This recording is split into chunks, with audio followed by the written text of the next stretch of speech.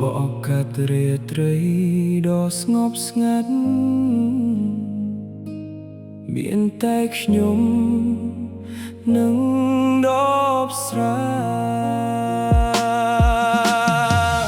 លើកកែវស្រឡាងគិតថានឹងអាចបំភ្លេចថ្លៃតែហេតុអ្វី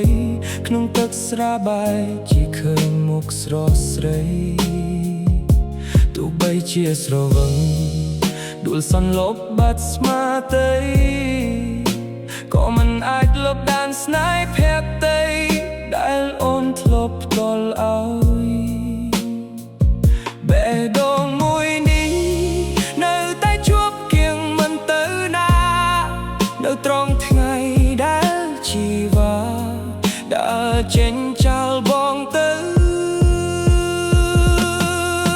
ខ្ញុំស្រវឹងដើម្បីលៀងទុកតែទុកមិនព្រមលៀងខ្ញុំរកដំណក់ដឹកដូរមកវិញដោយការយំរាល់កាយស្រាដែលផឹកចូលដោយក្រុមលឹកសាច់ជារឿងចារឿងដែលធ្លាប់ស្រឡាញ់នឹងមើលថែអូនខ្លាំងណាស់ទោះបីជាវិលវល់វិនាសបាត់ស្មារតី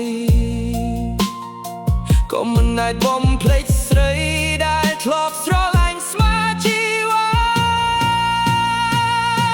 រៀបថៃស្កាត់ត្រង់មុំខ្ញុំជឿស្រាធ្វើជាមិត្តតែវាមិនអាចជួយមិត្តភ្នែកក៏មិននឹកអូនបានឡើយសំឡេងក្នុងទ្រូងចិញ្ច្រំនៅតែហៅឈ្មោះស្រីថ្លៃទូស្រវឹងទន់បានដងក៏នៅតែឃើញរូបអូនក្បែរកាយភ្នែកស្រវឹងនៅតែមានរូបអូនជានិច្ចធ្លាប់គិតថាគ្រឿងស្រវឹងអាចជួយលុបការចងចាំតែចុងក្រោយវាគ្រាន់តែធ្វើឲ្យរបួសកាន់តែមុតមាំងវាចាក់ឬចូលទៅក្នុងបេះដូងដែលកំពុងក្រំស្រវឹងស្ទើរស្លាប់ព្រោះមិនអាចបំភ្លេចស្នេហ៍មុនចុងក្រោយមកអស់នៅក្នុងបាំងតុកនៅងងាត់ស្លប់នៅសល់តែរូបខ្ញុំនឹងការជឿចាប់ដដែ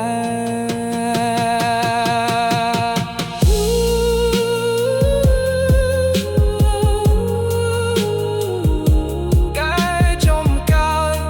តែការជឿចាប់មិនใจจบเลย